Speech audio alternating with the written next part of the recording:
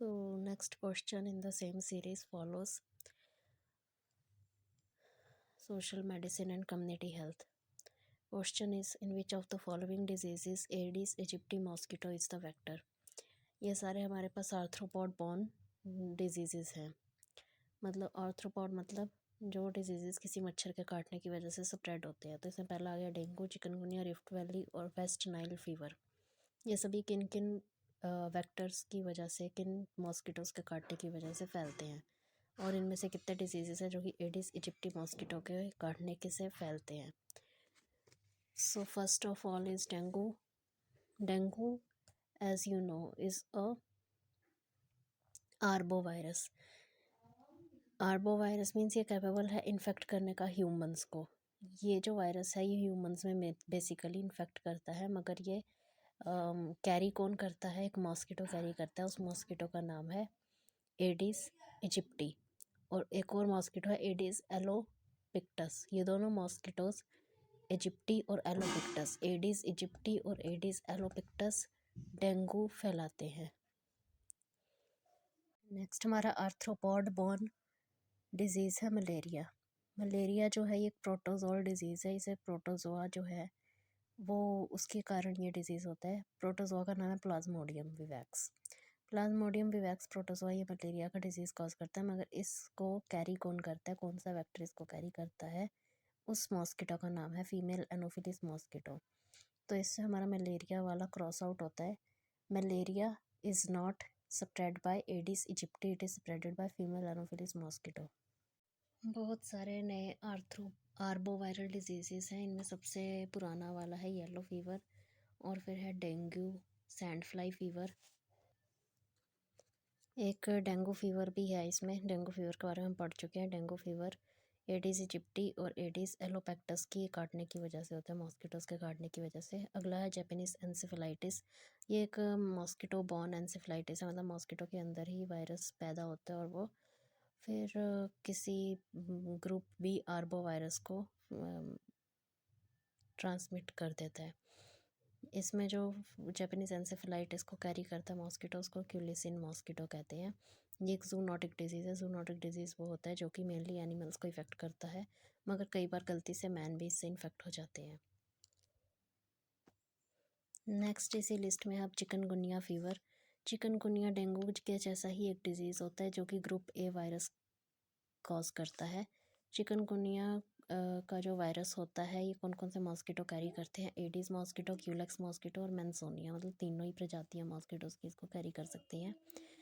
इसमें बहुत ज़्यादा हाई फीवर और बहुत ज़्यादा पेन्स होती हैं लिम्स में खासकर, और स्पाइनल पीछे स्पाइनल कॉर्ड में।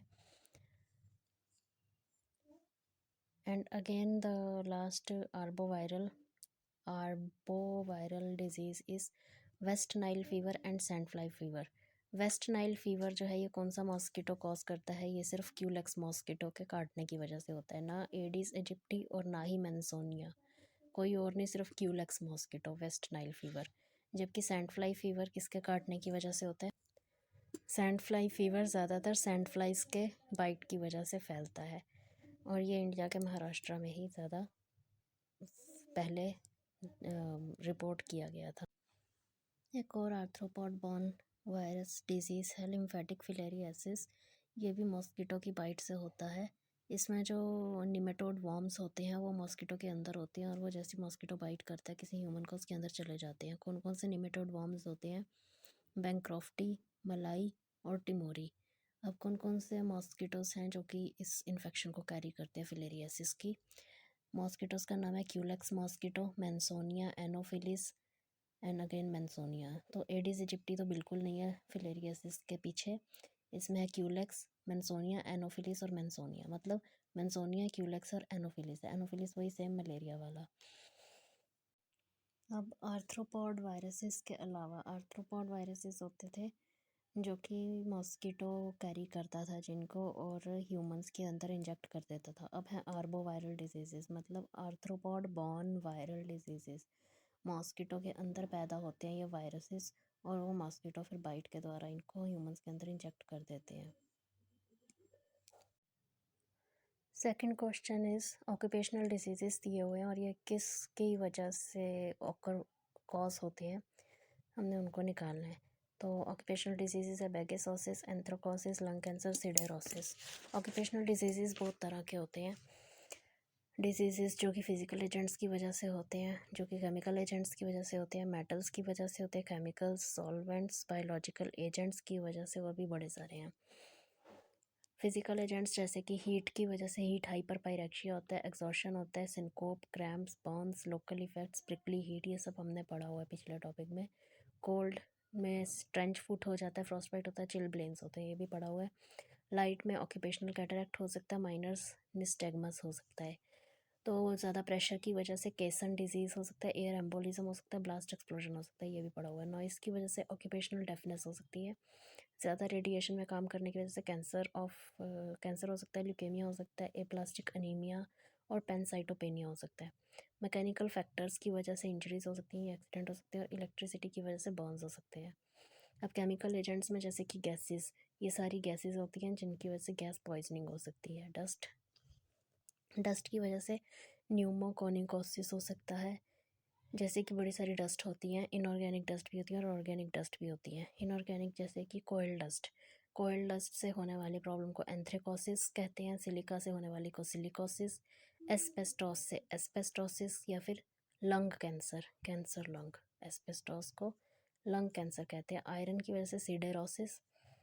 ऑर्गेनिक या फिर वेजिटेबल जो ईटेबल्स होते हैं उनके वजह से जो प्रॉब्लम्स होती हैं उनको कहते हैं ऑर्गेनिक वेजिटेबल डस्ट। जैसे कि केन फाइबर की वजह से बेगेसोसिस, कॉटन डस्ट की वजह से बिसिनोसिस, टोबैको की वजह से टोबैकोसिस, हे और ग्रेन डस्ट की वजह से फॉर्मस लंग होता है।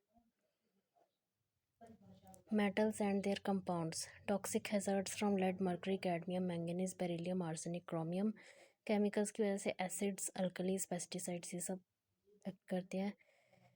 फिर उसके बाद बायोलॉजिकल एजेंट्स की वजह से होने वाली प्रॉब्लम्स को brucellosis, leptospirosis, anthrax, actinomycosis, hydatidosis, psittacosis, tetanus, encephalitis, fungal infections.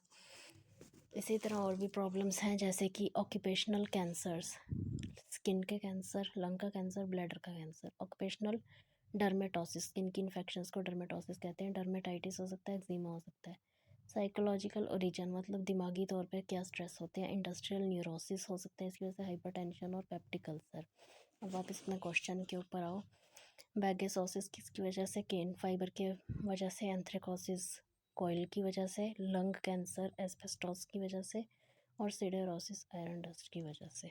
Next question है हार्डनेस ऑफ वाटर की क्लासिफिकेशन दी हुई है। इसको हमने मिली इक्विवेलेंट्स पर लीटर के अकॉर्डिंग क्लासीफाई करना है। सॉफ्ट वाटर है, मॉडरेटली हार्ड है, हार्ड वाटर है, वेरी हार्ड वाटर है। हार्डनेस ऑफ वाटर टॉपिक पे देखते हैं। हार्डनेस ऑफ वाटर मतलब वाटर का हार्ड होना due to the presence of some compounds, chemical compounds. जब वाटर हार्ड होता है उसका दूसरा मतलब है कि उसमें साबुन काम नहीं करता, साबुन लेदर नहीं बना पाता है। तो वाटर हार्ड क्यों होता है, उसमें 4 चीज़ें अगर प्रेजेंट हो तो वाटर को हार्ड गिना जाता है। जैसे कि calcium bicarbonate, magnesium bicarbonate, calcium sulphate और मैग्नीशियम सल्फेट। तो अब और भी तरह के टाइप्स ऑफ कंपाउंड्स प्रेजेंट होते हैं जिनकी वजह से वाटर हार्ड बन जाता है। जैसे कि chlorides and nitrates of calcium and magnesium, अगर ये बहुत थोड़ी क्वांटिटी में होते हैं इसलिए इनको कंसीडर नहीं करते हैं। 2 तरह की हार्डनेस ऑफ वाटर होती है, एक होती है टेम्पररी हार्डनेस और एक होती है परमानेंट हार्डनेस। जो टेम्पररी हार्डनेस होती है वो तब होती है जब कैल्शियम और मैग्नीशियम बाइकार्ब्स प्रेजेंट हो, कैल्शियम और मैग्नीशियम के बाइकार्बोनेट। और परमानेंट हार्डनेस होती है सल्फेट्स, क्लोराइड्स और नाइट्रेट्स की प्रेजेंस की वजह से। वाटर की हार्डनेस को क्लासीफाई किया हुआ है 4 हिस्सों में। Soft water, moderately hard water, और वेरी हार्ड वाटर। यूनिट है मिली equivalents per litre. Soft water होता है जिसमें कि ये सभी कंपाउंड्स जो भी हमने पीछे पढ़े, अगर वो लेस देन 1 मिली इक्विवेलेंट्स पर लीटर की क्वांटिटी में प्रेजेंट हो। मॉडरेटली हार्ड होता है 1 से 3 मिली equivalents per litre. Hard water है 3 to 6 milli equivalents per litre. और वेरी हार्ड वाटर है 6 से ज़्यादा जब प्रेजेंट हो तो उसे वेरी हार्ड वाटर कहते हैं। वाटर की हार्डनेस के कुछ नुकसान होते हैं, जैसे कि हार्ड वाटर में सोप ज़्यादा लगता है, सोप और डिटर्जेंट ज़्यादा लगता है, क्योंकि वो सोप और डिटर्जेंट को खा लेता है, ख़त्म कर देता है। हार्ड वाटर जो है उसको अगर हीट करें तो कार्बोनेट्स जो है वो प्रेसिपिटेट हो जाते हैं, नीचे बैठ जाते हैं। और ये जो भी बॉयलर होता है, बर्तन जिसमें हम गर्म करते हैं, वो बॉयलर की सरफेस को ख़राब करते हैं नीचे बैठ के। हार्ड वाटर को जब हमें बॉईल करना होता है तो ज़्यादा हमारे पास फ्यूल लगता है, जिससे कि वेस्टेज होती है फ्यूल की। हार्ड वाटर जो है वो हमारी कुकिंग को उल्टा नुकसान पहुंचाता है। जो खाना उसका टेस्ट बदल देता है, उसका नेचुरल टेस्ट नहीं रहने देता। कपड़े अगर हम हार्ड वाटर से धोएंगे तो उनकी लाइफ छोटी हो जाती है। बहुत सारी इंडस्ट्रियल प्रोसेसेस होते हैं जिसमें कि हार्ड वाटर अगर यूज़ करेंगे तो उनको जो भी प्रोडक्ट बनाएंगे वो अच्छा नहीं बनेगा। इसी तरह हार्ड वाटर जो है वो जिन पाइप्स में से होके गुज़रता है उनमें कोरोजन पैदा कर सकता है, और उनमें कई बार प्रेसिपिटेशन भी हो जाती है इसके कार्बोनेट्स और बाइकार्बोनेट्स की, जिसकी वजह से पाइप्स की और फिक्सचर्स की लाइफ ख़राब हो जाती है, छोटी हो जाती है। हार्ड वाटर को ठीक कैसे करते हैं, इसकी हार्डनेस को कैसे हटाते हैं? टेम्प्रेरी हार्डनेस हटाने के तरीके और परमानेंट हार्डनेस हटाने के तरीके। टेम्प्रेरी हटा सकते हैं बॉइलिंग, पानी को बॉईल करके, लाइम ऐड करके, सोडियम कार्बोनेट या सोडा ऐश उसमें डाल के, या परमुटेट प्रोसेस से। परमानेंट हार्डनेस कैसे रिमूव करते हैं? सेम सोडियम बाइकार्बोनेट या सोडा ऐश डाल के, या फिर बेस एक्सचेंज प्रोसेस से।